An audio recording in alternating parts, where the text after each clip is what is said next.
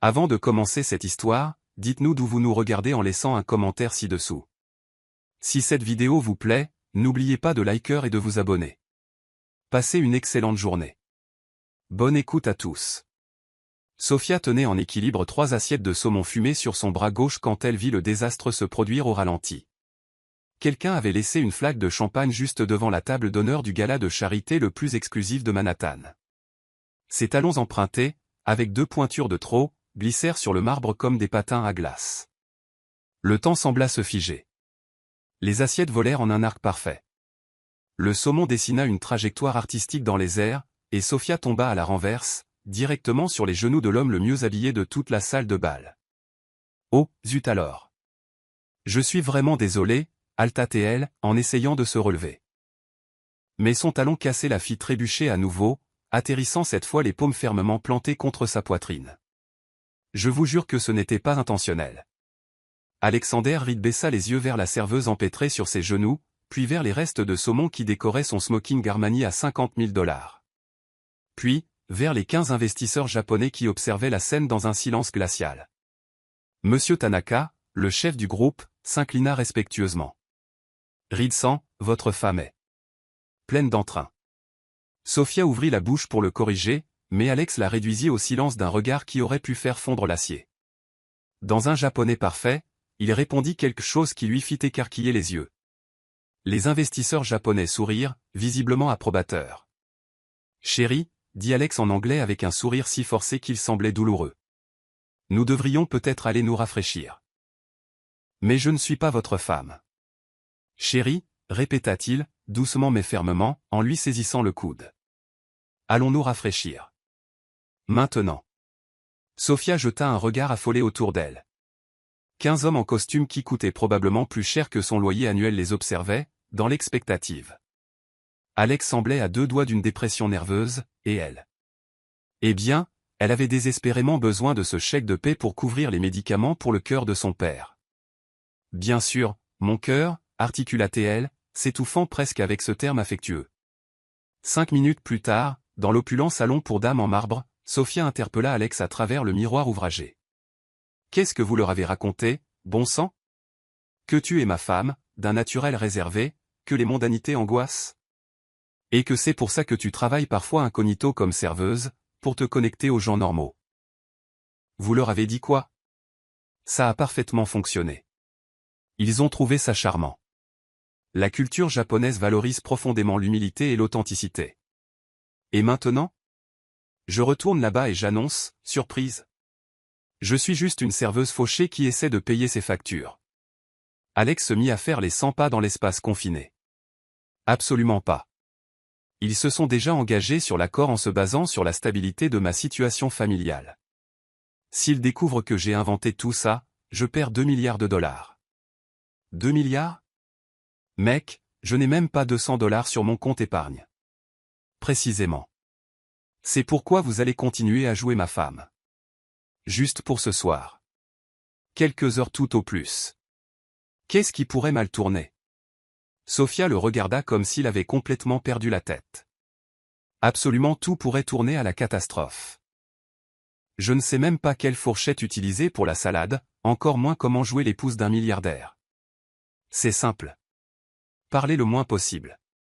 Souriez gracieusement. Laissez-moi gérer toutes les conversations. Elle croisa les bras d'un air de défi. Et qu'est-ce que j'y gagne, moi, à cette mascarade? Alex sortit son portefeuille en cuir et plaça une somme dans sa paume qui fit légèrement flageoler ses genoux. Ce n'est que la compte. Menez à bien la performance de ce soir, et il y en aura bien plus. Sophia dévisagea l'argent. Cela représentait plus de 3 mois de son salaire actuel. Assez pour couvrir les ordonnances de son père, et il en resterait pour le loyer. D'accord. Mais si on me pose des questions directes, j'improvise totalement. Absolument pas. Cria-t-il presque. Aucune improvisation. Contentez-vous d'acquiescer à tout ce que je dis. Sans exception. Sophia tendit la main d'un air décidé. Marché conclu. Mon cher mari. Quand leurs paumes se rencontrèrent, aucun d'eux n'anticipa la décharge électrique qui leur remonta le long du bras. Alex retira sa main le premier, s'éclaircissant la gorge, gêné. Nous devrions y retourner. Ils attendent. Alex? Oui. C'est quoi, mon nom d'épouse? Son expression se mua en pure panique. Sophia Reed, murmura-t-il urgemment alors qu'ils approchaient de l'entrée de la salle. Tu es Sophia Reed depuis 3 ans. On s'est marié à Napa Valley. Lune de miel aux Bahamas. Napa Valley. Je n'ai jamais mis les pieds en Californie. La région du vin. Des vignobles vallonnés. Coucher de soleil romantique. Petit domaine viticole. Sophia tenta d'assimiler ces informations tout en balayant du regard la salle de bal, remplie de gens qui gagnaient probablement plus en une semaine qu'elle ne verrait en plusieurs années. Et comment on s'est rencontrés, au juste? Siffla-t-elle à voix basse. Tu étais, il marqua une pause, évaluant son apparence, étudiante en article une peintre en herbe. Ça explique ta nature d'esprit libre. Peintre? J'ai à peine le niveau pour dessiner des bonshommes en bâton. Alors évite de parler d'art. Mentionne simplement que tu explores différents supports créatifs. Monsieur Tanaka s'approcha, tenant 2 flûtes de champagne en cristal. Reed sang. Votre femme désirerait-elle un rafraîchissement? Sophia saisit le verre délicat avec tant d'enthousiasme qu'elle faillit le briser. Absolument. J'adore. Elle prit une grande gorgée et son visage se tordit de dégoût. Point le champagne. Alex grimaça intérieurement. C'était clairement sa première rencontre avec du vrai champagne. Sophia a des goûts très sophistiqués, dit-il pour rattraper le coup. Elle préfère les millésimes plus jeunes. Comme c'est fascinant, rayonna Tanaka. Ma propre femme préfère les sakés plus légers. Vos dames partagent de merveilleuses sensibilités. Sophia hocha la tête avec enthousiasme, faisant dangereusement tanguer le champagne. Exactement. Nous apprécions toutes les deux les boissons juvéniles. Le silence gênant s'étira. Alex toussa diplomatiquement. Elle veut dire les vins récemment mis en bouteille. Les récoltes actuelles. Précisément. Les saisons, approuva joyeusement Sophia, n'ayant aucune idée de la terminologie du vin. Pendant les 2 heures pénibles qui suivirent, chaque conversation devint un désastre potentiel. Sophia faillit mentionner son studio minuscule. Alex transforma ça en douceur en « notre confortable résidence secondaire » dans le nord de l'État. Elle manqua de parler de ses services de serveuse, ce qui devint « ma femme aime comprendre l'hôtellerie sous toutes ses facettes ». Et elle faillit s'étouffer quand quelqu'un s'enquit des enfants. Nous y travaillons activement, répondit Alex aussitôt, glissant son bras autour de sa taille. Le contact envoya un éclair à travers leurs 2 corps.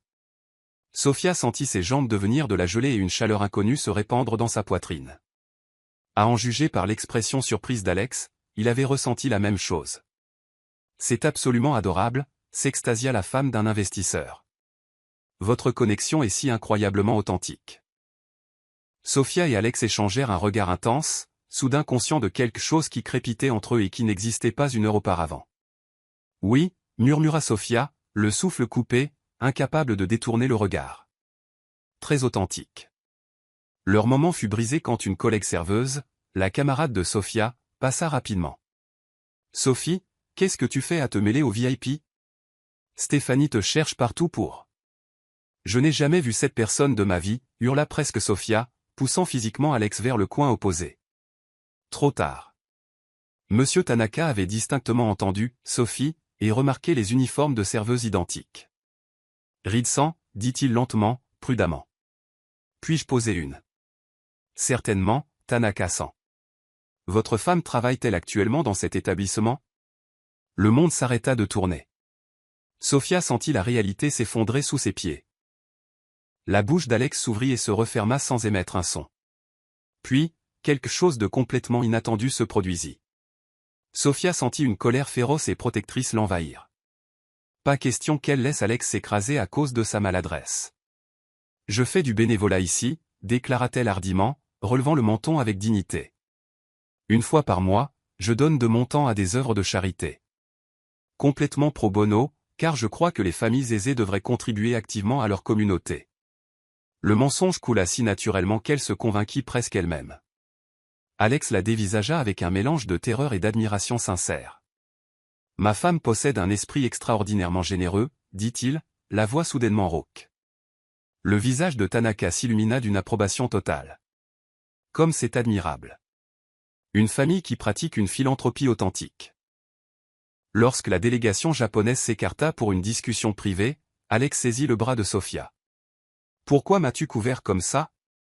Je n'allais pas te laisser affronter ce désastre seul, dit-elle en haussant les épaules. Nous sommes partenaires temporaires dans cette folie. Quelque chose au fond de la poitrine d'Alex se réchauffa d'une manière qu'il n'avait jamais connue. Personne ne l'avait jamais protégé aussi instinctivement. Sophia, Alexander Reed. Ils se retournèrent vivement pour voir une femme rousse sculpturale traverser le sol en marbre d'un pas furieux, chaussée de talons aiguilles de créateurs qui auraient pu servir d'armes. « C'est qui, elle » murmura Sophia, affolée. Le teint d'Alex devint cireux. « Mon ex-fiancé. »« Ton quoi ?» Violet Harrington s'arrêta juste devant eux, ses yeux verts lançant des éclairs de fureur. « Alors les rumeurs sont vraies. Tu as épousé une serveuse de bas étage. » Sophia regarda Alex, puis Violet, puis remarqua les 15 investisseurs japonais qui observaient visiblement ce drame se dérouler en temps réel. « Et merde » marmonna-t-elle dans sa barbe.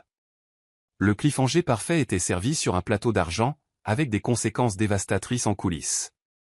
Violet Harrington était le genre de femme qui entrait dans une pièce comme si elle lui appartenait, une chevelure rousse flamboyante, une robe cocktail émeraude qui coûtait probablement plus cher que la voiture de Sophia.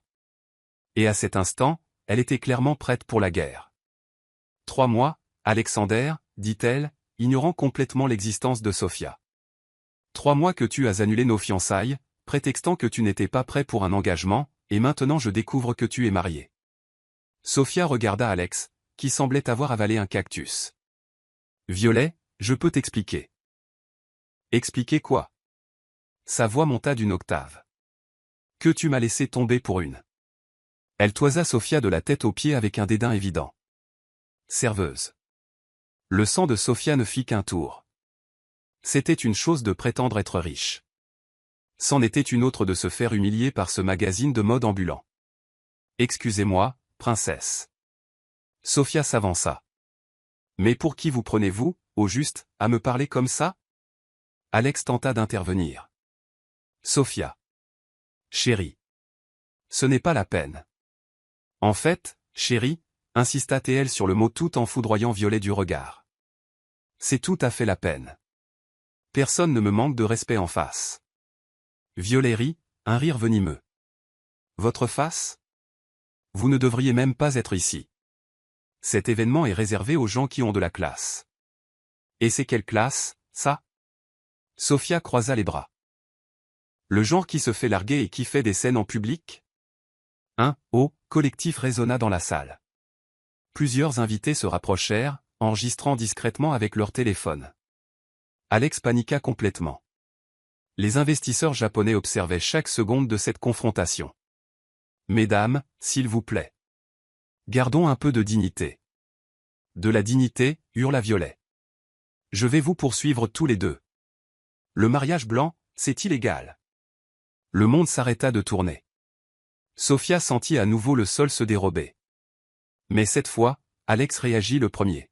« Fraude ?» Il força un rire. « Violet, tu délires. Sophia est ma femme depuis 3 ans. »« 3 ans » cracha Violet. « Alexander, nous étions ensemble depuis 3 ans. » Silence de mort. Sophia regarda Alex avec une expression qui aurait pu faire fondre le titane. « Donc, dit-elle très lentement. Quand tu étais fiancé avec elle, tu étais déjà marié avec moi. » Alex ouvrit et ferma la bouche à plusieurs reprises. Les investisseurs japonais se rapprochèrent, visiblement fascinés par ce soap-opéra. Nous. La situation est compliquée. Sophia sentit une véritable fureur monter, non seulement à cause du mensonge, mais parce qu'elle était utilisée dans une situation aussi humiliante. « Tu sais quoi, chérie ?» dit-elle en retirant la bague empruntée qu'Alex lui avait glissée au doigt. « Tu vas expliquer cette complication à tes amis japonais toi-même. J'en ai marre. » Elle lui jeta la bague à la poitrine et commença à s'éloigner. Mais Violet n'avait pas fini. « Oh, non, tu ne t'en tireras pas comme ça. Je vais dire à tout le monde que vous êtes des imposteurs. » Sophia s'arrêta, se retourna lentement, puis fit quelque chose qui surprit tout le monde, y compris elle-même. Elle retourna sur ses pas, attrapa Alex par sa cravate en soie, l'attira à elle, et l'embrassa. Ce n'était pas un baiser délicat. C'était un baiser digne d'un film. Le genre de baiser qui arrête le temps et fait disparaître le monde. Un baiser qui montrait à l'évidence à quiconque regardait qu'il y avait un vrai feu entre eux. Quand elle le relâcha, Alex semblait avoir été frappé par la foudre. Marié depuis 3 ans, annonça Sofia assez fort pour que tout le monde l'entende, et mon mari me fait toujours cet effet-là. Voilà à quoi ressemble le véritable amour. Les invités éclatèrent en applaudissements. Certains sifflèrent même avec appréciation. Les investisseurs japonais sourirent, visiblement approbateurs. Le visage de Violet devint couleur tomate mûre. C'est ridicule. Ce qui est ridicule, dit Monsieur Tanaka en s'approchant. C'est une ex-fiancée qui essaie de saboter un mariage heureux. Au Japon, ce comportement serait considéré comme très déshonorant. Violet regarda autour d'elle, réalisant qu'elle avait complètement perdu son public. Avec un dernier regard venimeux, elle s'éloigna en faisant claquer ses talons. Quand l'agitation retomba et que les invités se dispersèrent, Alex et Sofia se retrouvèrent seuls dans un coin de la salle. Ce baiser. Commença-t-il. Pure comédie, le coupa-t-elle trop rapidement. C'est ça. La comédie, acquiesça-t-il. Mais ses yeux disaient tout autre chose. Donc, tu étais fiancé à Miss Tragédie pendant 3 ans. Alex soupira profondément. Un arrangement familial. 2 riches dynasties. Un mariage de convenance. J'y ai mis fin car j'ai réalisé que je ne ressentais absolument rien pour elle. Et maintenant, que se passe-t-il quand tes amis japonais découvriront que nous sommes de parfaits inconnus? Ils ne découvriront rien, dit-il avec une détermination surprenante. Parce que nous ne sommes pas des imposteurs. Comment ça, on n'est pas des imposteurs? Alex, je t'ai rencontré il y a littéralement 4 heures. Il s'avança vers elle, et Sofia sentit à nouveau cette décharge électrique. La paperasse est peut-être fausse, mais ça, il fit un geste entre eux, point ça ne l'est pas, Sofia déglutit difficilement. Il y avait quelque chose dans la façon dont il la regardait. Alex, je ne comprends pas, Tanaka nous a invités à dîner demain soir, en couple. Il veut rencontrer la femme extraordinaire qui a capturé le cœur du célibataire le plus convoité de Manhattan. Quoi? Et ce n'est pas tout. Alex passa sa main dans ses cheveux. Ma grand-mère veut te rencontrer. Brunch familial dimanche. Sofia sentit ses genoux flancher. Ta grand-mère? Alex, ça part complètement en vrille. Je sais. Mais si on recule maintenant, on perd tout. Et ce n'est pas seulement l'argent. Il marqua une pause, comme s'il s'apprêtait à dire quelque chose de plus, mais se retint. Pas seulement l'argent. Quoi d'autre? Il la regarda droit dans les yeux. Ce n'est pas seulement l'argent que je ne veux pas perdre. L'air entre eux devint électrique. Sofia sentit son cœur s'emballer. Alex, un contrat, dit-il rapidement. Faisons un contrat. 2 semaines. Tu restes ma femme pendant 2 semaines, jusqu'à ce que je conclue l'affaire et que je calme ma famille. Je te paierai assez pour que tu n'aies plus jamais à te soucier de l'argent. Et après ça? Après ça? Divorce à l'amiable. Tu reprends ta vie, et je reprends la mienne. Sofia étudia son visage. 2 semaines. Une somme d'argent conséquente. Et cette étrange sensation dans sa poitrine qu'elle ne pouvait identifier. D'accord, soupira-t-elle. 2 semaines. Ils se serrèrent à nouveau la main. La même décharge électrique. Aucun d'eux ne mentionna que 2 semaines pouvaient être à la fois trop longues, ou bien trop courtes. Mais Alex, dit Sofia alors qu'il se préparait à rejoindre la fête. J'ai une condition. Laquelle? Demain soir, au dîner avec tes investisseurs japonais. Tu as intérêt à m'apprendre à utiliser des baguettes. Parce que si je nous couvre de honte en essayant de manger des sushis avec une fourchette, toute cette mascarade est terminée. Alex regarda son expression déterminée et, pour la première fois de la soirée, sourit sincèrement. Marché conclu, Madame Reed. La façon dont il dit « Madame Reed » fit naître un papillonnement dans l'estomac de Sofia qui n'avait absolument pas lieu d'être. Ces 2 semaines s'annonçaient comme les plus longues de leur vie. Le lendemain matin, Sofia se réveilla dans son minuscule studio, fixant une pile de vêtements de marque qui coûtait plus cher que son loyer de l'année. Alex avait fait envoyer quelques pièces basiques pour le dîner japonais, qui semblait plutôt appartenir à un musée. Son téléphone vibra. « Bonjour, ma chère épouse. » Trop tôt pour le sarcasme, Alex. Pas de sarcasme. Nous avons exactement 4 heures pour te transformer en une ride convaincante. J'arrive. Vous quoi? Sophia regarda autour d'elle son appartement, qui ressemblait à une zone sinistrée. Vous ne pouvez pas monter ici. Mon appart est. Toc toc. Sophia ouvrit la porte, toujours en pyjama, un t-shirt d'université trop grand et un short en flanelle, et trouva Alex, impeccable dans un costume marine qui coûtait probablement plus cher que la voiture de certaines personnes. Il jeta un coup d'œil par-dessus son épaule au studio exigu, puis à sa tenue de nuit, puis à la tasse de café instantanée dans ses mains. Très bien, dit-il simplement. Changement de programme. 2 heures plus tard, Sophia se tenait dans le penthouse d'Alex, dont les baies vitrées donnaient sur Central Park, essayant de ne rien casser qui coûte plus cher que ses économies de toute une vie. Première leçon. La posture. Alex prenait des notes sur une tablette. Tu marches comme si tu étais en retard à 3 rendez-vous différents. C'est peut-être le cas, marmonna Sophia, touchant nerveusement une sculpture en cristal qui semblait inestimable. Arrête de toucher à tout et marche comme ça, fit-il en guise de démonstration. Épaules en arrière. Pas mesuré. Sophia tenta de l'imiter et faillit trébucher sur le tapis perçant. C'est absurde. Qui marche comme ça dans la vraie vie? Les gens qui sont allés dans des écoles de maintien. Recommence. Après 20 minutes de leçons de marche, ils passèrent à la conversation appropriée. Ne dis jamais génial ou cool, lut Alex sur sa liste. Dis merveilleux ou ravissant. Ravissant? Qui parle comme ça? Toi. À partir de maintenant. Et absolument aucun argot. Zéro. Nada. Rien. Pourquoi tu parles espagnol? C'était de l'italien. Tu vois, c'est exactement pour ça qu'on doit s'entraîner. Sophia s'affala sur son canapé en cuir, qui était plus confortable que son lit tout entier. Alex. C'est impossible. Je vais tout gâcher et tout ruiner. Il s'assit à côté d'elle. Et Sophia remarqua à nouveau à quel point il sentait incroyablement bon, un mélange d'eau de Cologne chère et de quelque chose qui n'appartenait qu'à lui. Non, tu ne gâcheras rien, dit-il. Et il y avait quelque chose dans sa voix. Tu as été incroyable hier soir. Tu as mieux improvisé que la plupart des acteurs professionnels. C'est parce que j'étais furieuse contre Miss Tragédie. Pas seulement. Alex se tourna vers elle. Tu as quelque chose d'authentique. Les gens te croient parce que tu crois ce que tu dis, au moment où tu le dis. Ils restèrent assis à se regarder pendant un moment qui s'étira plus qu'il n'aurait dû.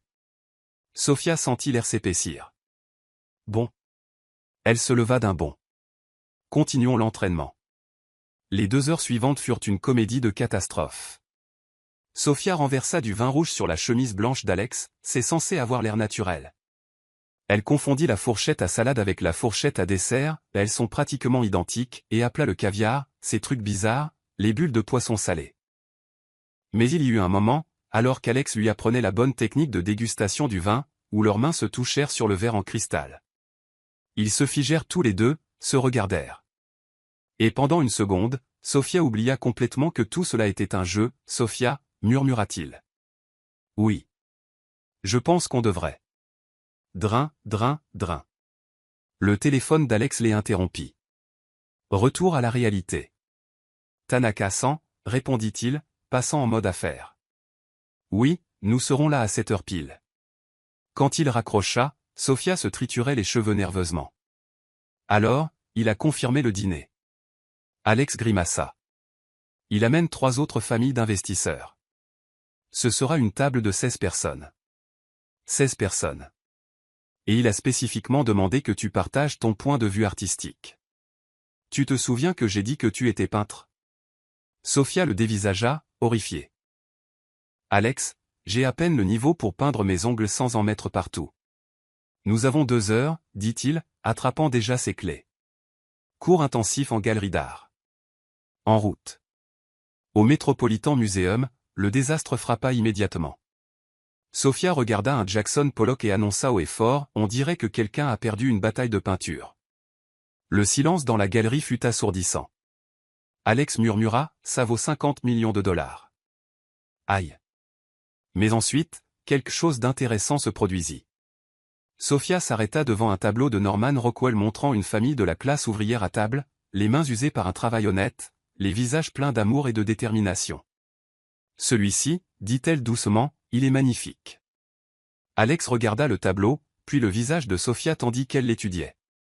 Quelque chose bougea dans sa poitrine. Pourquoi tu l'aimes? Parce qu'il est vrai, dit-elle simplement. On peut voir toute leur histoire. Les mains du père montrent qu'il travaille dur pour sa famille. Le sourire de la mère dit qu'elle est reconnaissante pour ce qu'ils ont, même si ce n'est pas grand-chose. Les enfants ne savent pas qu'ils sont censés vouloir plus que cet instant. Alex la dévisagea. De toutes ces années à fréquenter les vernissages et les ventes aux enchères, il n'avait jamais entendu personne décrire un tableau avec autant de vérité. Sophia, quoi? C'était parfait. Dis exactement ça ce soir. Vraiment? Vraiment. Mais peut-être. N'introduis pas le sujet avec la bataille de peinture. Ils passèrent une autre heure dans la galerie, Sophia faisant des observations étonnamment perspicaces sur plusieurs œuvres, mélangées à des catastrophes occasionnelles, comme lorsqu'elle demanda si un Monet était censé être flou ou si quelqu'un avait besoin de lunettes. Dans le taxi qui les conduisait au restaurant, Alex lui donnait les derniers détails.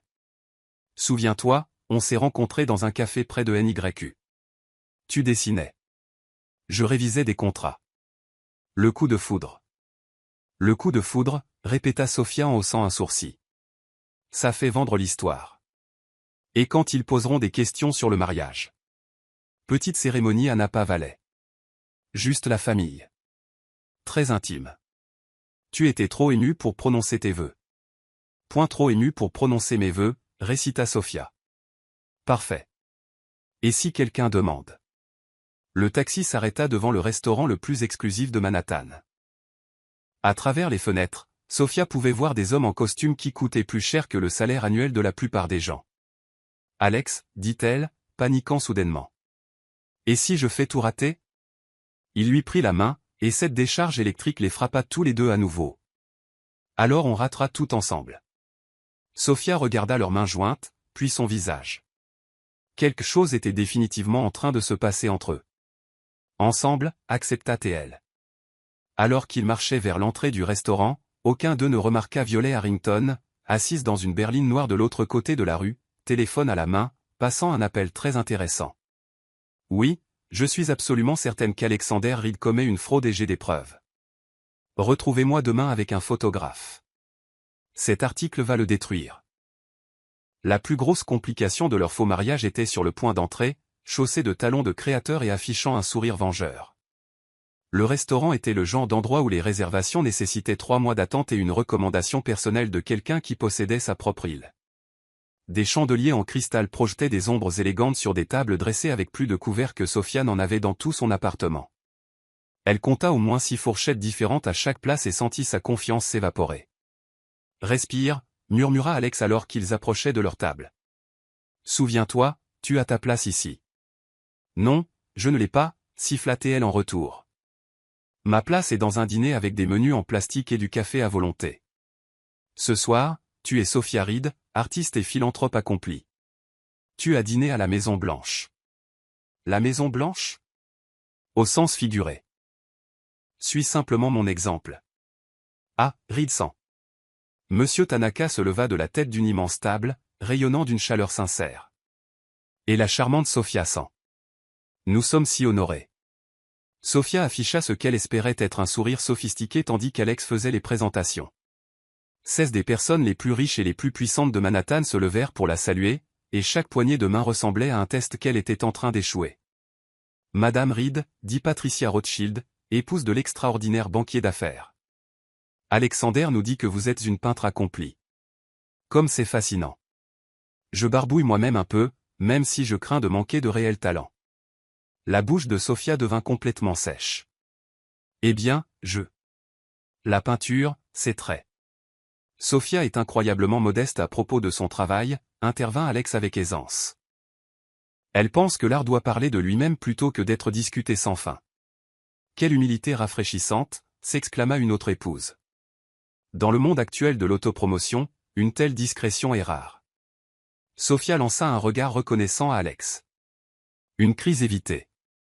Le premier plat arriva, quelque chose qui ressemblait à de l'art abstrait sur une assiette.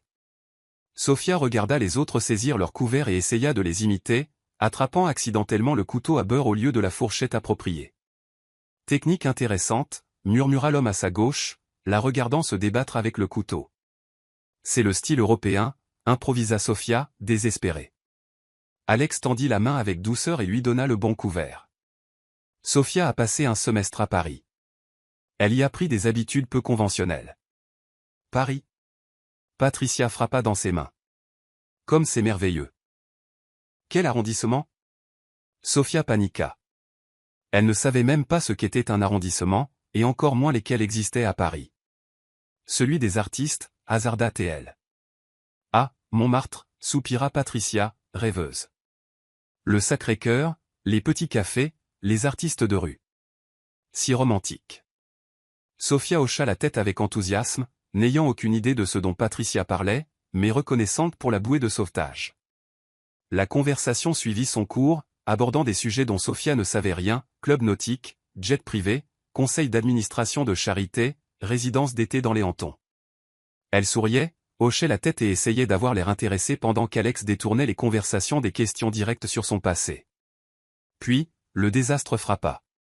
Sofia, ma chère, dit Madame Peton, une femme dont les bijoux coûtaient probablement plus cher que la maison de la plupart des gens. Alexander a mentionné que vous faisiez du bénévolat une fois par mois lors d'événements caritatifs. Comment choisissez-vous les causes à soutenir? C'était un terrain dangereux. La seule expérience de Sofia avec la charité était d'en être la bénéficiaire, lorsque sa famille ne pouvait pas payer les médicaments de son père. Je crois aux causes qui aident les familles confrontées à des crises médicales, dit-elle prudemment, en pensant aux problèmes cardiaques de son père. La table se tut. Sofia se demanda si elle avait dit quelque chose de mal. Quelle confidence profonde, dit doucement Madame Peton. Votre famille a-t-elle été confrontée à de tels défis? Sofia sentit tous les regards sur elle. L'expression d'Alex était tendue, prêt à intervenir si nécessaire. Mon père, dit doucement Sofia, décidant que l'honnêteté était sa seule option. A des problèmes cardiaques. Les factures étaient écrasantes. J'ai appris à quelle vitesse une famille peut passer de la stabilité à la difficulté lorsqu'une crise médicale frappe. Le silence s'étira. Sofia se demanda si elle venait de faire exploser toute leur mascarade. Puis, quelque chose d'inattendu se produisit. Madame Peton tendit la main à travers la table et serra celle de Sofia. Ma chère enfant, dit-elle avec une émotion sincère. Mon mari a survécu à 3 crises cardiaques avant son pontage. Je sais exactement ce que vous voulez dire. C'est pourquoi je préside la Fondation de recherche cardiaque. Soudain, la moitié de la table partageait des histoires similaires. Des enfants atteints de cancer, des parents atteints d'Alzheimer, des conjoints atteints de maladies rares. Sofia réalisa que ces gens riches, malgré leurs privilèges, avaient fait face aux mêmes peurs et aux mêmes chagrins que tout le monde. C'est pour cela que je l'ai épousée, dit Alex à l'improviste, la voix épaisse de quelque chose qui ressemblait étrangement à de la sincérité. Sofia ne se contente pas de donner de l'argent à des causes. Elle les comprend de l'intérieur. Quand il la regarda à travers la table, Sofia vit quelque chose dans ses yeux qui lui coupa le souffle. Pendant un instant, cela ne ressemblait plus à de la comédie. Le deuxième plat arriva avec un sorbet que Sofia n'avait jamais rencontré auparavant. Elle regarda les autres et essaya de suivre, mais la petite cuillère était déroutante, et le sorbet n'arrêtait pas de glisser. « Vous avez du mal avec ça ?» demanda la fille adolescente de l'un des investisseurs, clairement amusée. « Ça glisse » admit Sofia, ce qui fit rire la jeune fille. « Je déteste aussi ces trucs sophistiqués » murmura la fille, complice. « Donnez-moi un simple cornet de glace n'importe quand. » Sofia sourit. Une glace à l'italienne à la vanille d'un camion, avec des vermicelles arc-en-ciel. « Mesdemoiselles » interrompit la mère de la jeune fille avec un sourire affectueux. Peut-être devrions-nous garder un peu de sophistication. Maman. Sofia était juste d'accord pour dire que certains plaisirs simples valent mieux que des choses compliquées, protesta la jeune fille. C'est sophistiqué, non? Appréciez l'authenticité. Alex attrapa le regard de Sofia et lui fit un clin d'œil. La gamine venait de leur offrir une parade parfaite. Exactement, dit Sofia. Parfois, les expériences les plus profondes sont les plus simples. Le troisième plat apporta un nouveau défi. Un homard entier qui nécessitait une véritable technique pour être mangé correctement. Sophia dévisagea le crustacé comme si c'était une énigme à résoudre. « Permettez-moi, » dit Alex, se penchant pour l'aider avec la carapace. Ses doigts effleurèrent les siens alors qu'il guidait ses mains avec la pince spéciale et la petite fourchette. Le contact envoya une décharge électrique le long de leurs bras, et ils se figèrent un instant, se regardant. « Comme c'est mignon », commenta quelqu'un. Toujours de jeunes mariés après 3 ans, ajouta une autre voix. Certains couples ne perdent jamais cette étincelle. Sophia et Alex rompirent rapidement le contact visuel, tous deux légèrement essoufflés. Alors, Sophia, dit M. Tanaka alors qu'ils attaquaient le plat principal. Alex a mentionné que vous aviez un point de vue sur l'art contemporain. Que pensez-vous du marché actuel? C'était le moment. Le moment que Sophia redoutait. Elle prit une grande inspiration et pensa à leur visite au musée cet après-midi-là, aux peintures qui l'avaient émue et à celles qui l'avaient laissée froide. Je pense, commença-t-elle lentement, que le marché est devenu trop axé sur la valeur d'investissement et pas assez sur l'impact émotionnel. L'art devrait vous faire ressentir quelque chose, pas seulement prendre de la valeur. La table se pencha, clairement intéressée. Une œuvre à 50 millions de dollars ne signifie rien si elle ne parle pas à votre âme, continua Sophia, prenant confiance. Je préférerais posséder une esquisse à 5 dollars qui capture une vérité plutôt qu'un chef-d'œuvre qui me laisse vide. Perspective fascinante, murmura un propriétaire de galerie au bout de la table. Très rafraîchissant dans le monde de l'art commercial d'aujourd'hui. Quel type d'œuvre créez-vous vous-même? Demanda un autre invité. L'esprit de Sophia s'emballa. Alex la regardait attentivement, prêt à intervenir si nécessaire. Je suis en transition entre différents supports en ce moment, dit-elle prudemment, j'explore différentes façons de capturer l'expérience humaine authentique. Ce n'était pas entièrement un mensonge. Sa vie était définitivement une transition entre différentes expériences. La phase expérimentale peut être aussi libératrice, acquiesça Patricia d'un air entendu. Se libérer des attentes conventionnelles. Exactement, approuva Sophia, soulagée. La conversation passa à d'autres sujets, mais Sophia remarqua qu'Alex la regardait avec quelque chose qui ressemblait distinctement à de l'admiration.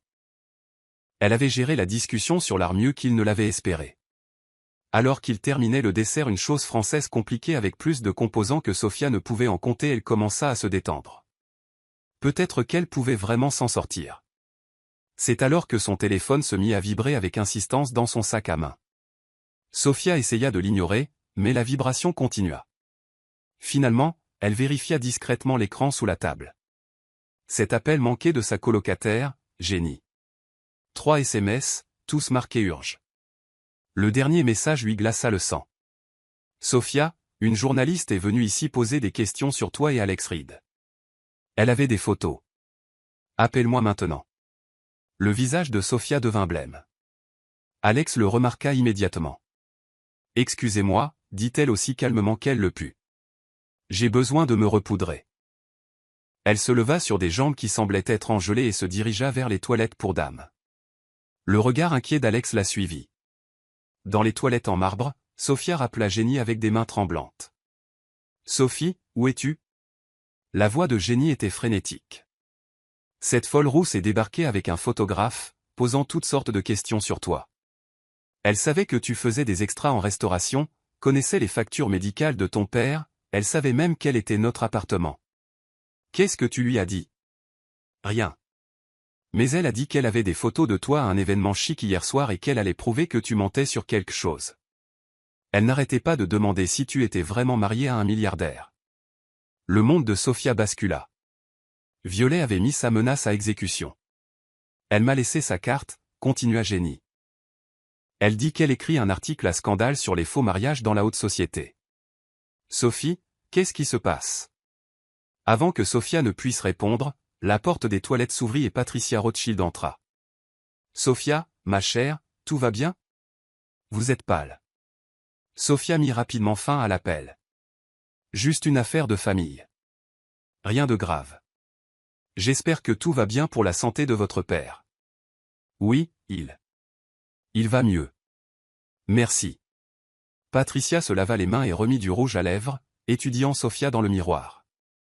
Vous savez, dit-elle d'un ton badin. Je suis mariée à Richard depuis 32 ans. Je peux toujours dire quand un couple a quelque chose de vrai entre eux, et quand ils font juste semblant. Le cœur de Sophia s'arrêta. Est-ce que Patricia suspectait quelque chose? Vous et Alexander, continua Patricia. Vous avez quelque chose d'authentique. La façon dont vous vous regardez, la façon dont il anticipe vos besoins, comment vous vous illuminez quand il parle. Ce n'est pas quelque chose qui peut se simuler. Sophia regarda son reflet, complètement confuse. Avait-il vraiment l'air amoureux, Alex et elle? Parce que si c'était le cas, quand est-ce que ça avait commencé? Merci, réussit-elle à dire. Cela signifie beaucoup. Accrochez-vous ma chère. Le véritable amour est plus rare qu'on ne le pense. Quand Sophia retourna à la table, Alex se leva immédiatement pour tirer sa chaise, sa main touchant brièvement son épaule dans un geste qui semblait tout à fait naturel. Tout va bien, murmura-t-il à son oreille. La chaleur de son souffle la fit frissonner. Il faut qu'on parle, vite. Encore 5 minutes, chuchota-t-il en retour. On est presque au bout. Mais alors qu'il se rasseyait, Sophia remarqua quelque chose qui lui noua l'estomac. À travers les vitres du restaurant, elle pouvait voir une silhouette familière de l'autre côté de la rue, Violet Harrington, parlant avec animation au téléphone, tandis qu'un homme avec un gros appareil photo se tenait à côté d'elle. Ils étaient observés. Photographiés. Enquêtés. Et demain, leur faux mariage pourrait faire la une des journaux. Sophia attrapa la main d'Alex sous la table, essayant de l'avertir sans faire de scène. Quand il serra la sienne en retour, le contact envoya cette décharge électrique familière à travers eux deux, mais cette fois, cela semblait moins être de la comédie et plus la réalité. Ce qui était soit la meilleure chose qui pouvait arriver, soit la plus dangereuse. Parce que tomber amoureuse de quelqu'un pendant un faux mariage ne faisait absolument pas partie du plan. Le trajet du retour vers le Penthouse d'Alex fut tendu, chargé de mots non dits. Sophia regardait par la fenêtre de la berline, observant les lumières de la ville défiler en un flou tandis que son esprit repassait tout ce qui pouvait mal tourner. Alex était assis à côté d'elle, jetant occasionnellement un coup d'œil à son profil, sentant clairement que quelque chose n'allait pas du tout, mais incapable de demander avec le chauffeur qui écoutait. Quand ils atteignirent enfin son immeuble, le silence dans l'ascenseur semblait suffocant. Le téléphone de Sophia avait vibré 6 fois de plus pendant le trajet. D'autres messages frénétiques de génie. Un appel manqué d'un numéro inconnu avec l'indicatif 212. Et le pire de tout, un SMS de son père lui demandant si elle allait bien, parce qu'une journaliste l'avait appelée pour poser des questions sur elle. À l'instant où la porte du Penthouse d'Alex se referma derrière eux, Sophia explosa. On est complètement fichu. Alex, totalement, irrémédiablement, catastrophiquement fichu. Alex desserra sa cravate, la regardant faire les 100 pas frénétiquement sur son sol en marbre. Que s'est-il passé? Tu as été brillante au dîner. Tout le monde t'a adoré. Tanaka a pratiquement proposé de t'adopter dans sa famille. Ce n'est pas ça le problème. Sophia se retourna brusquement, sa robe de créateur tourbillonnant dramatiquement. Le problème, c'est que ton ex-fiancé psychotique a apparemment engagé un détective privé, un photographe, et probablement une équipe de vérificateurs de faits pour détruire nos vies. Le visage d'Alex devint froid, sérieux. Qu'est-ce que ta colocataire t'a dit exactement? Sophia sortit son téléphone et lut les messages de génie à voix haute. Cette folle rousse est débarquée avec un photographe, posant des questions sur tes extras, les factures médicales de ton père, notre appart, et si tu es vraiment marié à un milliardaire. Elle dit qu'elle écrit un article à scandale sur les faux mariages dans la haute société, et elle a des photos d'hier soir. Alex s'effondra dans son fauteuil en cuir, passant ses 2 mains dans ses cheveux. Et il y a plus. Comment pourrait-il y avoir plus? Le téléphone de Sophia sonna. Numéro inconnu, 212. Elle regarda Alex, qui hocha la tête sombrement. Sophia Brox? La voix était sèche, professionnelle, et absolument terrifiante. C'est qui? Ici Rebecca Martinez du Manhattan Social Register. Je crois comprendre que vous avez récemment épousé Alexander Reed. Le sang de Sophia se glaça. Elle regarda Alex, qui faisait frénétiquement des gestes pour raccrocher. Vous avez dit que vous étiez qui? Nous préparons un article sur les mariages insolites de la haute société. Le genre de la misère à la richesse est très populaire auprès de nos lecteurs.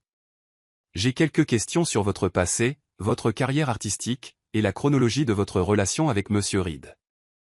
La bouche de Sophia s'ouvrit et se ferma sans émettre un son. Alex se leva d'un bond et attrapa le téléphone. Madame Martinez, ici Alexander Reed. Si vous avez des questions sur ma femme ou mon mariage, vous pouvez les adresser à mon avocat. Il égrena un numéro de téléphone et raccrocha immédiatement. Ton avocat? Sophia le dévisagea.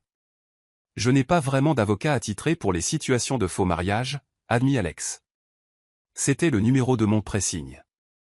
Malgré tout, Sophia se mit à rire. Pas un rire joyeux. Le genre de rire hystérique qui survient lorsque votre monde entier est sur le point d'imploser. C'est insensé, halta-t-elle entre deux rires. On est sur le point de se faire démasquer comme des imposteurs par une journaliste mondaine, et tu lui as donné le numéro de ton pressing. Alex la regarda rire comme une folle dans son salon, portant toujours la robe de créateur empruntée qui coûtait plus cher que la voiture de la plupart des gens, et quelque chose bougea dans sa poitrine. Elle s'effondrait, mais elle restait la personne la plus vraie qu'il ait jamais rencontrée. Sophia, dit-il doucement, assieds-toi. Nous devons trouver une solution. Elle s'effondra sur son canapé, le rire se transformant en quelque chose de dangereusement proche des larmes. Il n'y a pas de solution, Alex. C'est fini. Demain matin, la moitié de Manhattan saura que nous sommes de parfaits imposteurs. Ton contrat va s'effondrer. Ta réputation sera ruinée. Et je serai probablement arrêté pour fraude. Personne ne va être arrêté. Alex s'assit à côté d'elle, assez près pour qu'elle puisse sentir son eau de Cologne. Et ma réputation a survécu à pire. Comme quoi? Comme la fois où j'ai accidentellement acheté un manoir hanté dans les hantons. Sophia cligna des yeux. Tu as quoi? Longue histoire. Le fait est qu'on n'abandonne pas. Pas encore. Alex. Sois réaliste. Violet a des photos. Des témoins. Probablement tout mon historique d'emploi maintenant. Elle sait que je vis dans un studio qui est plus petit que ton dressing. Elle sait que mon père est un mécanicien à la retraite avec des problèmes cardiaques. Elle sait que je n'ai jamais été à Paris ou en Toscane ou je ne sais où nous sommes censés avoir passé notre lune de miel. Alors, que veux-tu faire? T'enfuir? Disparaître? Changer de nom et déménager en Alaska? Sophia considéra sérieusement la question un instant. En fait, l'Alaska semble être une assez bonne idée, là, maintenant. J'ai entendu dire qu'ils avaient besoin de serveuses là-bas aussi. Alex se tourna complètement vers elle, et l'intensité de ses yeux sombres lui coupa le souffle. Ou alors, dit-il lentement, on pourrait leur dire la vérité. La vérité, Alex? La vérité, c'est que nous sommes de parfaits inconnus qui se sont rencontrés il y a 24 heures quand je te suis tombée sur les genoux, couverte de saumon. Non, dit-il, sa voix s'adoucissant. Ce n'est pas toute la vérité. Quelque chose dans son intonation fit s'accélérer le cœur de Sophia. Que veux-tu dire? La vérité, c'est qu'en 24 heures, tu m'as fait rire plus que je ne l'ai fait ces 5 dernières années. La vérité, c'est qu'en te regardant dîner ce soir, en te voyant créer du lien avec ces gens, en te voyant transformer tes expériences douloureuses en empathie pour les autres. C'était la chose la plus incroyable dont j'ai jamais été témoin. Sophia le dévisagea, ayant soudain du mal à respirer.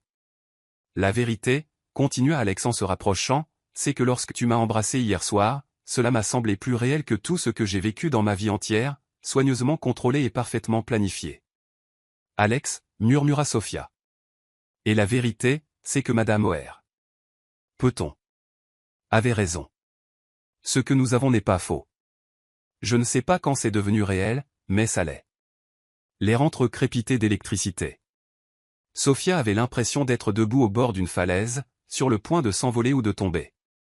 C'est insensé, souffla-t-elle. On se connaît à peine. Je sais que tu mets plus de sucre dans ton café parce que la vie est déjà assez amère. Je sais que tu te mords la lèvre quand tu es nerveuse. Je sais que tu préfères manger une pizza plutôt que du caviar, mais que tu es assez courageuse pour essayer de nouvelles choses pour les gens que tu aimes. Ça, ce n'est pas connaître quelqu'un, c'est juste observer. Je sais que tu m'as protégé ce soir alors que tu aurais pu m'enfoncer. Je sais que tu as transformé la crise médicale de ta famille en compassion pour les autres. Je sais que tu vois la beauté dans les choses qui comptent, pas seulement dans celles qui coûtent de l'argent. Le cœur de Sofia battait si fort qu'elle était sûre qu'il pouvait l'entendre. Alex, même si quoi que ce soit est réel, ça ne résout pas notre problème immédiat. Demain matin, nous allons quand même être démasqués comme des imposteurs. Alex se leva brusquement, faisant les 100 pas vers ces immenses baies vitrées qui donnaient sur la ville. Alors n'attendons pas demain matin. Nous reprenons le contrôle du récit. Et comment fait-on ça, exactement? Il se retourna et Sofia vit quelque chose de déterminé et de légèrement téméraire dans son expression. Nous nous marions. Pour de vrai. Ce soir. Le cerveau de Sofia court-circuita. Quoi? Réfléchis-y. Si nous sommes légalement mariés, alors techniquement, nous n'avons pas commis de fraude. Nous sommes juste des jeunes mariés avec une histoire de rencontre, un meet cute, inhabituel. Alex, tu ne peux pas être sérieux. Tu ne peux pas décider d'épouser quelqu'un juste parce que c'est pratique. Il ne s'agit pas de convenance. Les mots jaillirent de sa bouche avec plus d'émotion qu'elle ne lui en avait jamais entendu. Il s'agit du fait que j'ai passé 32 ans à penser que je comprenais ce que je voulais de la vie, et puis tu y es littéralement tombé dedans et tu as tout changé. Sofia se leva, les jambes flageolantes. Tu parles d'épouser quelqu'un que tu as rencontré hier. Les gens le faisaient tout le temps, avant. Mariages arrangés, mariages de convenance. Des mariages qui se transformaient en histoires d'amour. On n'est pas au 19e siècle, Alex. Tu as raison. On est en 2024, et je suis un milliardaire qui peut se payer le meilleur avocat en divorce du pays si ça ne marche pas. Sofia le dévisagea comme s'il avait complètement perdu la tête. Tu viens de me demander en mariage en parlant de contrat de mariage? Alex arrêta de faire les 100 pas et la regarda. La regarda vraiment. Sofia, dans sa robe de créateur empruntée, ses cheveux légèrement ébouriffés à force d'y passer les mains, son maquillage bavé par le stress, ses yeux écarquillés d'incrédulité. Et de quelque chose qui aurait pu être de l'espoir. Non, dit-il doucement. Je te demande en mariage parce qu'il y a 24 heures, j'étais un homme dont tout était parfaitement planifié, et maintenant je suis un homme qui ne peut imaginer retourner à cette vie sans toi. Le silence s'étira entre eux, empli du son de leurs deux cœurs battant trop vite. C'est complètement fou, murmura Sofia. On est peut-être en train de faire la plus grosse erreur de notre vie. Point ou de prendre la meilleure décision. Le téléphone de Sofia vibra à nouveau. Cette fois, c'était son père. Ma chérie, je ne sais pas ce qui se passe, mais si tu as besoin d'aide, appelle-moi. Je t'aime. Ce simple message de son père, qui n'avait aucune idée que sa fille se faisait actuellement demander en mariage par un milliardaire dans un penthouse de Manhattan, la ramena étrangement à la réalité. Alex, dit-elle lentement, si on fait ça. Si on fait ça, il faut que ce soit réel. Pas seulement légalement réel. Vraiment réel. Fini de faire semblant, fini de jouer la comédie, fini les faux sourires pour de fausses raisons. Je ne fais plus semblant depuis l'instant où tu m'as embrassé, dit simplement Alex. Et que se passera-t-il quand ta grand-mère va me rencontrer? Quand tes associés réaliseront que j'ai grandi dans le Queens et que je suis allé à l'université locale? Quand tout le monde comprendra que je ne suis ni sophistiqué, ni cultivé, ni aucune des choses que la femme d'un milliardaire est censée être. Alex traversa la pièce en 3 enjambées rapides et lui prit le visage entre les mains. Alors ils réaliseront que je suis l'homme le plus chanceux du monde, parce que j'ai trouvé quelqu'un qui me donne envie d'être authentique, plutôt que parfait. Avant que Sofia ne puisse répondre, il l'embrassa. Pas le baiser désespéré et spectaculaire du gala de charité, mais quelque chose de doux, d'interrogateur, et plein de possibilités. Quand ils se séparèrent, Sofia avait le souffle coupé. D'accord, murmura-t-elle. D'accord. Marions-nous. Pour de vrai. Ce soir. Mais à une condition. N'importe laquelle. On fait ça, d'accord? Pas de chapelle à Vegas, pas de cérémonie expédiée au tribunal. Si on est assez fou pour se marier après s'être connu pendant 24 heures, on va le faire dans les règles de l'art. Alex sourit, et Sofia réalisa que c'était le premier sourire totalement dénué de garde qu'elle voyait de lui. Je connais un juge qui me doit une faveur, il y a un fleuriste ouvert 24h24 dans le village, et ma gouvernante a une fille qui est photographe. Tu es vraiment sérieux à ce sujet? On ne peut plus sérieux. Et toi? Sofia regarda son penthouse, puis le visage d'Alex, puis son téléphone qui vibrait encore de messages de journalistes et d'enquêteurs tentant de détruire la vie dans laquelle elle était tombée par hasard. Oui, dit-elle, s'étonnant elle-même. Je suis sérieuse aussi. Alors, on le fait vraiment? On le fait vraiment. Alex la souleva de terre, littéralement, la faisant tournoyer dans son salon tandis que Manhattan scintillait par les fenêtres. Madame Reed, dit-il en la reposant doucement.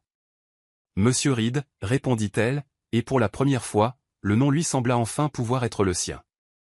Ils avaient 6 heures avant l'aube, une ville pleine de ressources, et un plan complètement fou qui pourrait aussi bien fonctionner que les détruire tous les deux.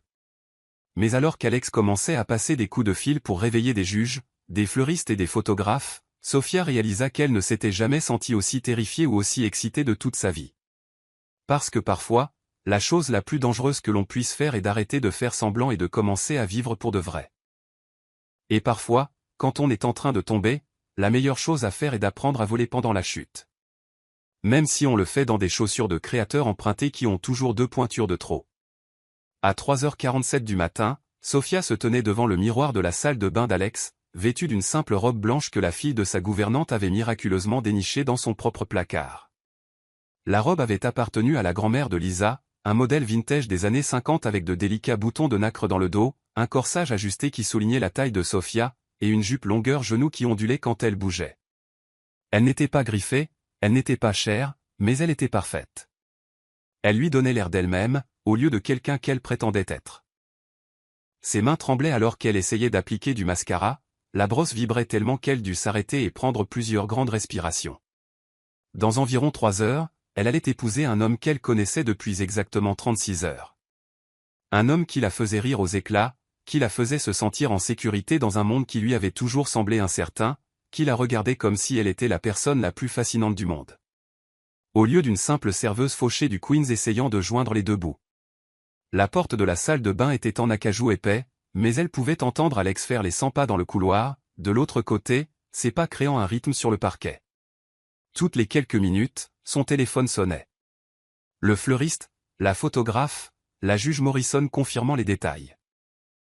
Et elle entendait sa voix, calme et rassurante, gérant la logistique avec la même efficacité tranquille qu'il appliquait à des accords commerciaux d'1 milliard de dollars. Sophia? Alex frappa doucement à la porte, sa voix douce mais excitée. La juge sera là dans 20 minutes. Et apparemment, mon ami fleuriste a réussi à trouver des roses blanches à cette heure-ci, ce qui, selon elle, est une sorte de miracle impliquant 3 fournisseurs différents et un camion de livraison qui enfreint probablement plusieurs lois de la circulation. J'arrive. Lança-t-elle en retour, la voix à peine hystérique. Sophia jeta un dernier regard à son reflet. Le miroir montrait une femme qu'elle reconnaissait à peine, non pas à cause de la robe ou du maquillage soigneusement appliqué, mais à cause de l'expression dans ses yeux. Pour la première fois de sa vie, elle ressemblait à quelqu'un qui croyait mériter le bonheur. Quand elle ouvrit la porte, Alex se tenait dans le couloir, portant un costume bleu marine qu'elle n'avait pas encore vu. Pas un de ces costumes d'affaires parfaitement taillés, mais quelque chose de plus doux, de plus personnel. La veste lui allait parfaitement sur ses larges épaules, et il avait choisi une cravate argentée qui faisait ressortir le gris de ses yeux. Dans ses mains, il tenait un petit bouquet de parfaites roses blanches, noué d'un ruban de soie ivoire qui devait coûter plus cher que les courses mensuelles de Sophia. « Tu es. » commença-t-il, puis s'arrêta net, la fixant simplement avec une expression d'émerveillement pur. Comme une imposture, suggéra faiblement Sophia, lissant nerveusement la robe vintage. Comme la plus belle femme que j'ai jamais vue, dit-il simplement, la voix rauque d'émotion. Exactement comme celle que tu es censée être. Comme la femme à côté de qui je veux me réveiller pour le reste de ma vie. Avant que Sophia ne puisse répondre à cette déclaration à couper le souffle, la sonnette retentit, jouant l'élégante mélodie de Westminster qui annonçait tous les visiteurs de son Penthouse. Ce doit être la juge Morrison, dit Alex en attrapant sa main. Tu es prête pour ça? Vraiment prête? Parce qu'une fois qu'on l'aura fait, on ne pourra plus revenir en arrière et faire semblant. Sophia baissa les yeux sur leurs mains jointes, les siennes parfaitement manucurées, la sienne portant encore une petite cicatrice d'un accident d'enfance, et réalisa que le contraste n'avait plus d'importance. Ils allaient bien ensemble malgré leurs différences, ou peut-être à cause d'elle. Allons nous marier, M. Reed, dit-elle, et elle le pensait de chaque fibre de son être. La juge Morrison s'avéra être une femme d'une 60aine d'années, aux cheveux argentés tirés en un chignon élégant, des yeux bruns bienveillants derrière des lunettes de marque, et un sourire chaleureux qui mit immédiatement Sophia à l'aise. Elle portait une robe bleu marine avec un collier de perles et se déplaçait avec l'autorité tranquille de quelqu'un qui avait passé des décennies à prendre des décisions importantes. « Je connais Alex depuis qu'il a 12 ans, expliqua-t-elle à Sophia alors qu'il s'installait devant les baies vitrées donnant sur la ville. Dehors, Manhattan commençait à s'éveiller. Les premiers banlieusards commençaient leur journée, les camions de livraison naviguaient dans les rues, la ville bourdonnait d'une énergie tranquille. Sa grand-mère, Eleanor, et moi étions ensemble à la fac de droit, à l'époque où il y avait exactement 4 femmes dans toute notre promotion. Elle va être absolument ravie quand elle apprendra ça. À propos du mariage, demanda nerveusement Sophia, se demandant soudain si la famille d'Alex l'accepterait, ou si elle passerait le reste de sa vie à se sentir comme une intruse essayant de s'intégrer dans un monde qu'elle ne comprenait pas. À propos du fait qu'Alex ait enfin trouvé quelqu'un qui le fait sourire de tout son visage, et pas seulement de la bouche, dit la juge Morrison avec un regard entendu. Eleanor s'inquiétait pour lui depuis des années, le regardant vivre mécaniquement sans vraiment ressentir de joie. Elle n'aura qu'à voir comment il te regarde, et elle saura que ses prières ont été exaucées. L'installation pour la cérémonie était simple mais parfaite. Madame Chen avait transformé le salon en quelque chose de magique avec des bougies, des fleurs blanches et des guirlandes lumineuses accrochées aux fenêtres. Lisa se déplaçait silencieusement dans l'espace avec son appareil photo, capturant des instants avec l'habileté de quelqu'un qui comprenait que les plus belles photographies étaient celles qui semblaient naturelles et non posées. Alors que le soleil commençait à se lever sur Manhattan, projetant une lumière dorée à travers les baies vitrées et peignant tout de tons chauds et mielleux, Sophia et Alex se retrouvèrent main dans la main devant la juge Morrison, sur le point d'échanger des vœux qu'ils avaient écrits sur du papier en tête de l'hôtel dans les 15 minutes frénétiques avant l'arrivée de la juge. Avant de commencer, dit chaleureusement la juge Morrison, je veux que vous vous souveniez tous les deux que le mariage, ce n'est pas seulement l'amour que vous ressentez aujourd'hui. C'est choisir de s'aimer chaque jour, même lorsque c'est difficile. C'est construire une vie ensemble qui est plus forte que celle que chacun de vous pourrait créer seul. Alex, Sophia, êtes-vous prêts à vous faire ces promesses l'un à l'autre? Oui, dirent-ils simultanément, et les mots semblèrent résonner dans la lumière dorée du matin. Alex, acquiesça la juge Morrison. S'il vous plaît, partagez vos vœux. Alex se tourna pour faire face à Sophia, et elle put voir son reflet dans ses yeux, put voir l'émotion menaçant de submerger son sang-froid habituellement parfait. Sophia, commença-t-il, la voix chargée d'émotion, il y a 36 heures, je pensais que ma vie était parfaitement planifiée. Chaque détail tracé, chaque imprévu pris en compte, chaque variable possible contrôlée. Et puis tu t'y est littéralement écrasé, et tu m'as montré la différence entre tout avoir et avoir ce qui compte vraiment. Sophia sentit les larmes lui monter aux yeux alors qu'il continuait, tu m'as appris que les meilleures choses dans la vie ne sont pas planifiées, elles sont découvertes. Tu m'as montré qu'être authentique est infiniment mieux qu'être parfait. Tu m'as fait rire de moi-même, tu m'as fait remettre en question tout ce que je pensais vouloir, et tu m'as fait réaliser que toutes ces années de planification minutieuse n'étaient que moi, attendant que tu apparaisses et que tu chamboules mon monde de la plus merveilleuse façon qui soit. Sa voix devint plus forte, plus assurée, je promets d'aimer ton honnêteté, même quand elle me terrifie. Je promets d'apprécier ton courage, même quand il me fait paniquer. Je promets de soutenir tes rêves, même s'ils sont différents des miens. Je promets d'être digne de ta confiance, de protéger ton cœur, et de passer chaque jour à prouver que tomber amoureux de toi était la chose la plus intelligente que j'ai jamais faite. Sophia essuya des larmes dont elle n'avait pas conscience, le cœur si plein qu'elle pouvait à peine respirer. Sophia, l'encouragea doucement la juge Morrison. Vos vœux. Sophia prit une profonde inspiration, regardant le papier à en-tête de l'autel dans ses mains tremblantes, puis releva les yeux vers le visage d'Alex. Alex, je n'ai jamais été doué pour les beaux discours ou les mots sophistiqués, alors je vais juste te dire la vérité, ce que tu m'as appris à faire, commença-t-elle, sa voix se renforçant à chaque mot. Il y a 2 heures, j'étais une femme qui pensait savoir exactement à quel point sa vie était censée être petite. Je pensais comprendre mes limites, ma place dans le monde, ce que je pouvais raisonnablement espérer. Elle le regarda droit dans les yeux, n'y voyant rien d'autre que de l'amour et de l'acceptation. Et puis tu m'as rattrapé quand je suis tombé au sens propre comme au figuré et tu m'as montré que peut-être, je voyais trop petit. Tu me donnes le courage d'être moi-même, même quand ce moi-même semble loin d'être suffisant. Tu me donnes envie d'être meilleur, tout en acceptant exactement qui je suis en ce moment, avec tous mes défauts. tu m'as convaincu que les contes de fées peuvent vraiment arriver aux gens normaux du Queens qui ne savent pas quelle fourchette utiliser pour la salade. Alex rit doucement, ses yeux brillants de larmes non versées. Je promets de t'aimer avec tout ce que j'ai, même si ce que j'ai n'est ni chic, ni sophistiqué, ni ne vaut des milliards de dollars. Je promets de te stimuler quand tu es trop à l'aise, de te soutenir quand tu es en difficulté, et de te rappeler chaque jour que l'homme que tu es quand tu es simplement toi-même a infiniment plus de valeur que l'homme que tu penses devoir être. Elle prit ses mains dans les siennes. Je promets de construire une vie avec toi qui soit réelle, désordonnée et magnifique, et complètement à nous. Et je promets que peu importe à quel point ce monde devient fou, tu auras toujours un foyer auprès de moi. Le silence qui suivit était empli de la lumière dorée du matin et du son de leurs deux cœurs battant trop vite. Les alliances ? Suggéra doucement la juge Morrison, ses propres yeux suspectement brillants. Alex sortit 2 simples alliances en or de la poche de sa veste. J'ai dû réveiller 3 bijoutiers différents pour les trouver, murmura-t-il à Sophia, assez fort pour que tout le monde l'entende. Les 2 premiers m'ont raccroché au nez. Le 3e a cru que je faisais une sorte de dépression nerveuse. Mais je voulais que tu aies quelque chose qui soit juste à nous. Pas emprunté, ni faux, ni faisant partie d'une quelconque performance. Les alliances étaient parfaites.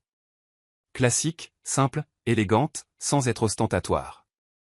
Quand Alex glissa l'alliance au doigt de Sophia, elle sentit quelque chose se mettre en place dans sa poitrine, comme si une pièce d'elle-même dont elle ignorait l'absence avait enfin trouvé sa place.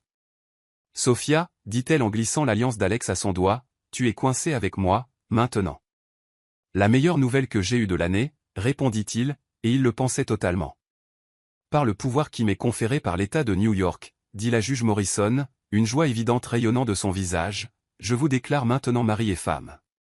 Alex, vous pouvez embrasser la mariée. Le baiser fut doux, tendre, et plein de promesses et de possibilités. Quand ils se séparèrent, Sophia pleurait des larmes de joie et Alex souriait comme s'il venait de gagner au loto, d'hériter d'un royaume et de découvrir le sens de la vie, tout ça en même temps. Madame Reed, murmura-t-il contre son front, et le nom sonnait parfaitement dans sa voix. Monsieur Reed, chuchota-t-elle en retour, testant la sensation de le dire. C'était comme rentrer à la maison. Félicitations, dit chaleureusement la juge Morrison en les embrassant tous les deux, pour ce que je prédis être un très long et très heureux mariage.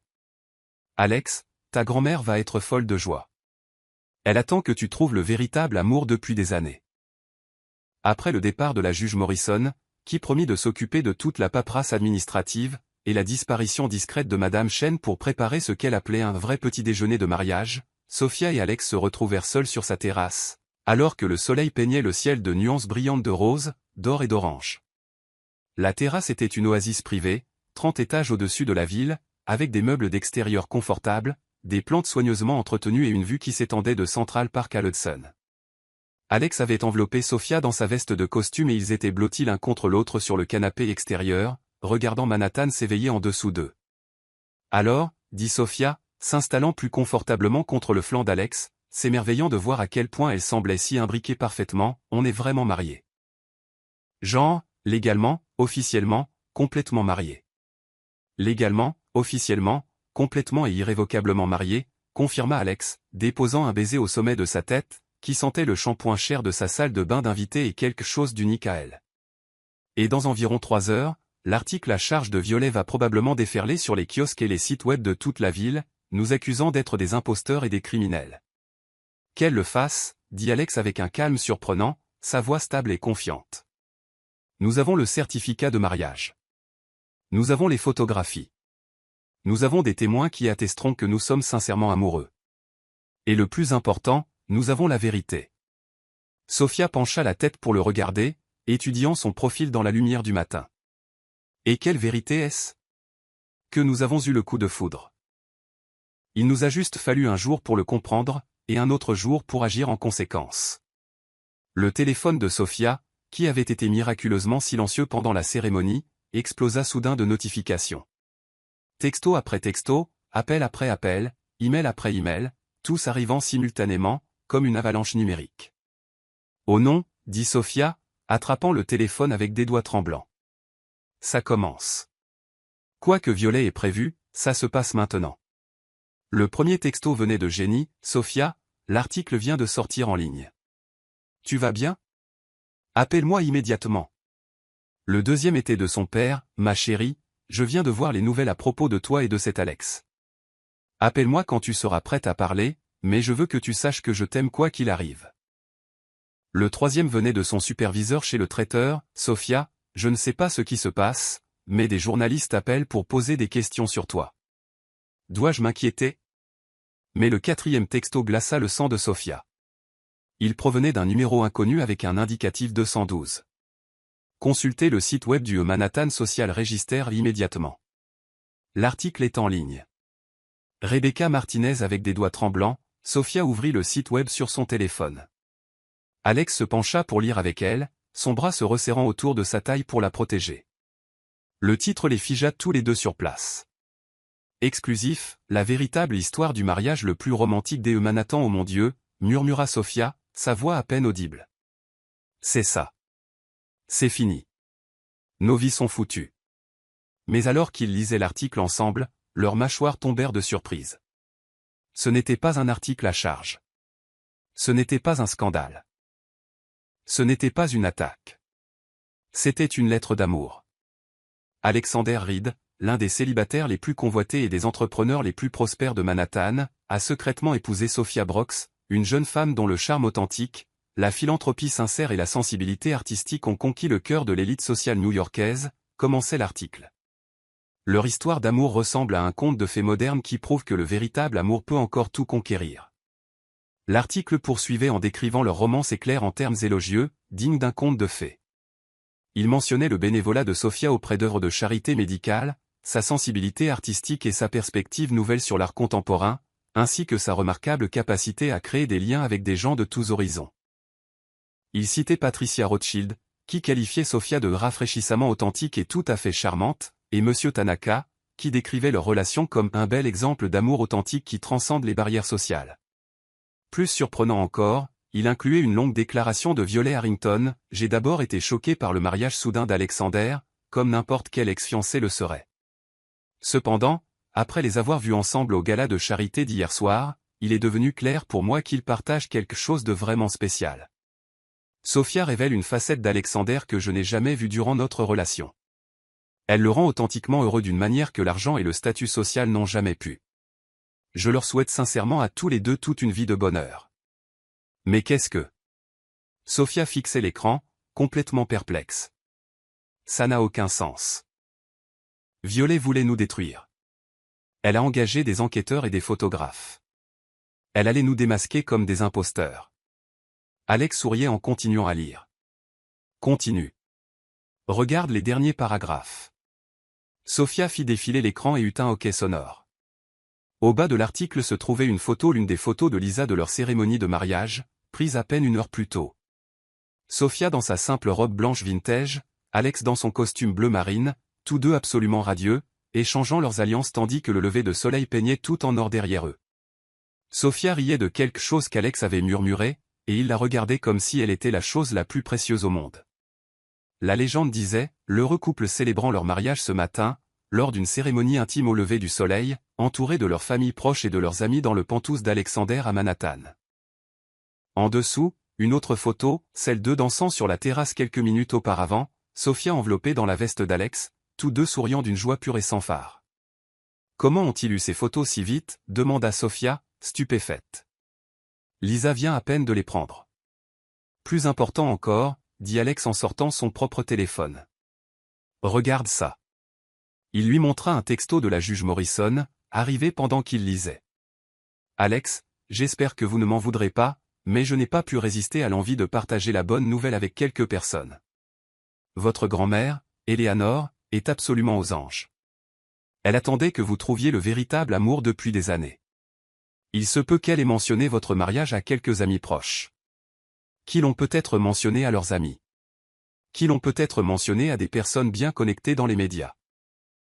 L'histoire allait sortir de toute façon, alors nous avons décidé de nous assurer qu'elle sorte de la bonne manière. Félicitations encore d'avoir trouvé votre moitié parfaite.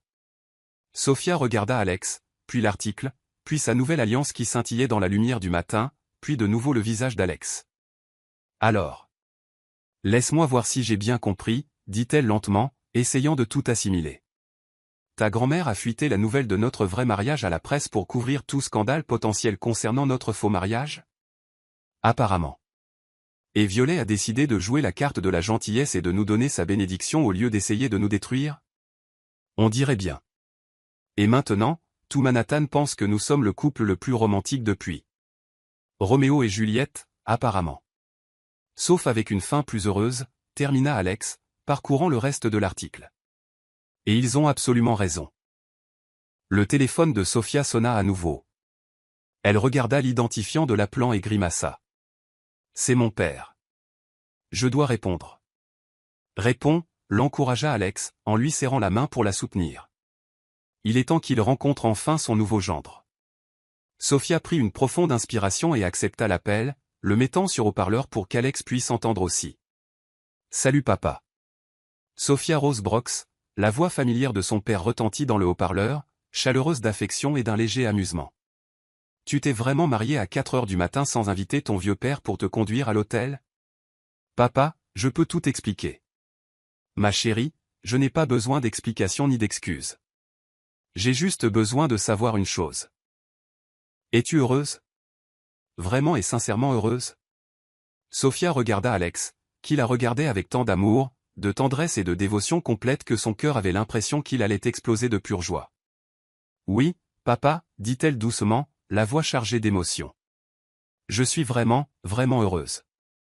Plus heureuse que je n'aurais jamais cru pouvoir l'être. Alors je suis heureux aussi, ma chérie. Maintenant, passe-moi mon nouveau gendre au téléphone. J'ai 2 mots à lui dire sur la façon dont il compte prendre soin de ma fille.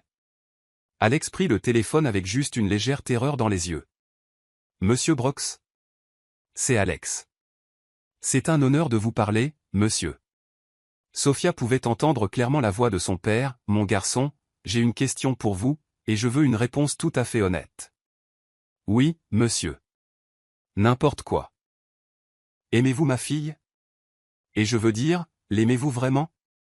Pas seulement l'idée d'elle, ou le côté pratique, ou la nouveauté. Aimez-vous Sophia exactement comme elle est, pour qui elle est? Avec tout son entêtement, son impertinence et sa tendance à dire ce qu'elle pense même quand ce n'est pas pratique? Alex regarda Sophia droit dans les yeux en répondant, sa voix forte et certaine, « Monsieur, j'aime votre fille plus que je ne pensais possible d'aimer un autre être humain. C'est la personne la plus courageuse, la plus authentique et la plus extraordinaire que j'ai jamais rencontrée. Elle me donne envie d'être un homme meilleur chaque jour. Elle me stimule, m'inspire, me fait rire, et d'une manière ou d'une autre, elle donne un sens à toute ma vie pour la première fois.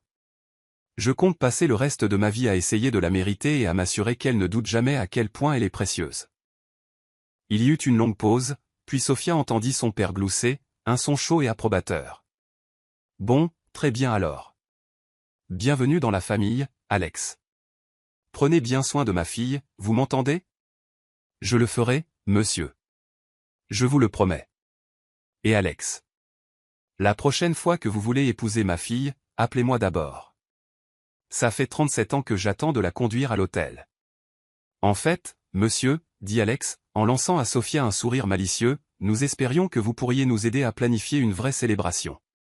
Quelque chose avec toute notre famille et nos amis, où Sophia pourra porter une vraie robe de mariée et où vous pourrez la conduire à l'hôtel comme il se doit. Les yeux de Sophia s'agrandirent. Alex, qu'est-ce que tu... Un second mariage? La voix de son père était ravie. Voilà qui ressemble à une idée parfaite. Quand Alex lui rendit le téléphone, Sophia pleurait à nouveau. Des larmes de joie qu'elle ne semblait pas pouvoir arrêter. Un second mariage, demanda-t-elle à travers ses larmes. Le premier était une nécessité légale, expliqua Alex, essuyant ses larmes avec ses pouces. Le second sera pour la célébration. Pour nos familles et nos amis. Pour tous ceux qui nous aiment et veulent nous voir heureux. Mais nous sommes déjà mariés, ce qui signifie que la deuxième fois sera uniquement une question de joie.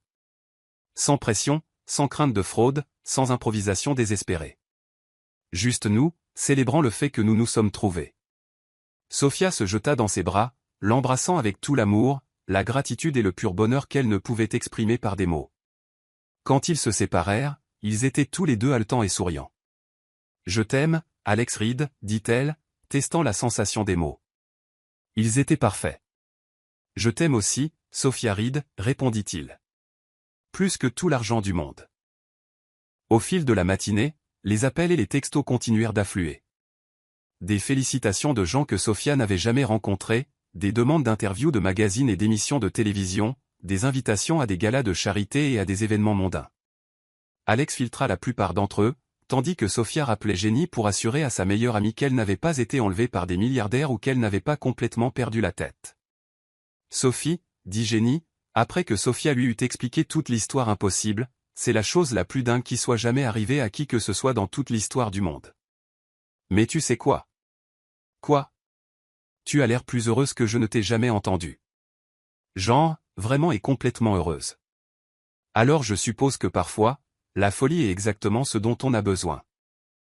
Madame Chen réapparut vers midi avec ce qu'elle appela un vrai brunch de mariage, fruits frais, pâtisserie, œufs bénédicts et un champagne qui était probablement plus vieux que Sophia. Ils mangèrent sur la terrasse, Sophia portant toujours sa robe de mariée vintage, Alex ayant desserré sa cravate et retroussé ses manches, tous deux étourdis de fatigue et de bonheur.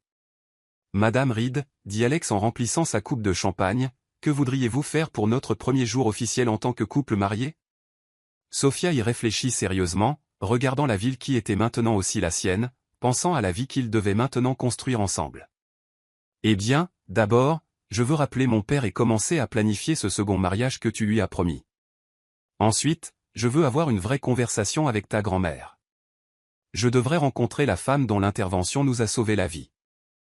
Puis je veux retourner à mon appartement et faire mes cartons correctement, parce que je suppose que j'emménage ici. Seulement si tu le veux. On pourrait trouver un nouvel endroit ensemble. Quelque chose qui soit à nous dès le début. Tu plaisantes? Cet endroit a la meilleure vue de Manhattan et une baignoire de la taille de tout mon appartement. J'emménage, c'est sûr. Alex rit. Quoi d'autre? Ensuite, je veux aller voir mon père et lui présenter mon mari dans les règles de l'art. Je veux l'emmener dîner quelque part de bien, où il pourra t'interroger en bonne et due forme et te raconter des histoires embarrassantes sur mon enfance. J'adorerais ça. Et puis, Sophia sourit malicieusement, je veux apprendre à être riche sans perdre la tête ou mon âme. Je pense que je peux t'aider avec ça. Mais d'abord. Alex se leva et lui tendit la main. M'accordez-vous cette danse, Madame Reed? On n'a pas de musique, fit remarquer Sophia. Mais elle prit sa main quand même, le laissant la remettre sur pied. On n'a pas besoin de musique, dit Alex en la serrant dans ses bras. Nous avons. Alors qu'ils se balançaient ensemble sur la terrasse, la ville bourdonnant de vie en dessous d'eux, et tout leur avenir s'étendant devant eux comme un livre non écrit, Sophia réalisa que les contes de fées, ce n'était pas trouver son prince. C'était trouver la personne qui vous rendait assez courageux pour être vous-même. Qui vous aimait, non pas malgré vos défauts, mais grâce à eux. Qui voyait votre potentiel même quand vous ne le voyiez pas vous-même. Et parfois, si vous étiez très chanceux, cette personne tombait dans votre vie en portant un plateau de saumon et changeait tout, l'espace d'un battement de cœur. Alex, dit Sophia alors qu'ils dansaient lentement sous le soleil de l'après-midi. Oui. Je t'aime aussi. Juste au cas où j'aurais oublié de le mentionner correctement dans mes vœux. Le sourire d'Alex était plus brillant que le soleil se reflétant sur l'Hudson. Je t'aime, Sophia Reed. Pour de vrai, et pour toujours. Pour de vrai, et pour toujours, acquiesça-t-elle. Et elle scella la promesse d'un baiser qui avait le goût du champagne, du bonheur et du début de tout. Alors que Manhattan scintillait sous leurs pieds et que leur nouvelle vie ensemble s'étendait comme une promesse dorée, Sophia pensa que c'était à ça que ressemblait le vrai bonheur. Désordonné, inattendu et absolument parfait. Exactement comme les meilleures histoires d'amour. Celles où l'on n'avait pas à choisir entre être soi-même et être aimé, parce que la bonne personne vous aimait spécifiquement parce que vous étiez vous-même. 6 mois plus tard, lorsque Sophia Reed, artiste à succès, philanthrope et épouse du mari le plus dévoué de Manhattan, fit la couverture du New York Magazine, l'intervieweur lui demanda quels conseils elle avait pour les autres jeunes femmes cherchant l'amour en ville. Sophia, vêtue d'une robe qu'elle avait elle-même conçue et assise dans le studio d'art qu'Alex avait construit pour elle dans leur pentouse, sourit et donna la même réponse qu'elle donnait toujours, soyez vous-même, complètement et sans vous excuser. Tombez s'il le faut, parfois littéralement. Faites confiance à votre instinct, même s'il vous dit de faire quelque chose qui semble fou. Ne sous-estimez jamais le pouvoir de l'honnêteté, de la gentillesse et d'un très bon baiser spectaculaire. Et souvenez-vous que les meilleures histoires d'amour, ce n'est pas de trouver quelqu'un de parfait. c'est de trouver quelqu'un dont les imperfections s'accordent parfaitement avec les vôtres. Lorsque le même journaliste demanda à Alex Reed ce que cela faisait d'être marié à la femme la plus authentique de New York, il leva les yeux de son chevalet où il tentait de peindre, mal, sous les instructions patientes de Sophia, afficha le sourire qu'il avait rendu célèbre dans les magazines d'affaires et les pages mondaines, et dit « C'est comme gagner au loto, découvrir une nouvelle planète et rentrer à la maison, tout ça en même temps. Chaque jour avec elle est une aventure dont je ne veux jamais voir la fin. » Parce que parfois, les histoires d'amour les plus extraordinaires commencent par les désastres les plus ordinaires. Parfois, les meilleurs mariages commencent par le pire mensonge. Parfois, il faut prétendre être quelqu'un d'autre avant de découvrir qui l'on est vraiment. Et parfois, quand on arrête d'essayer d'être parfait et qu'on commence à être authentique, on découvre que l'authenticité est exactement ce que l'on cherchait depuis le début. Même s'il faut un plateau de saumon volant et une erreur sur la personne pour le comprendre. Mais surtout, pensa Sophia en regardant son mari tenter de peindre un coucher de soleil, ça ressemblait plus à une petite explosion. Les histoires d'amour, c'est de trouver quelqu'un qui vous fait rire chaque jour. Qui vous tient la main quand vous avez peur. Qui croit en vos rêves même quand vous n'y croyez pas. Et qui vous aime, non pas parce que vous êtes parfait, mais parce que vous êtes parfaitement vous-même. Et si vous êtes vraiment, vraiment chanceux, cette personne vous rattrape quand vous tombez littéralement et au sens figuré et vous aide à réaliser que tomber était peut-être la meilleure chose qui vous soit jamais arrivée.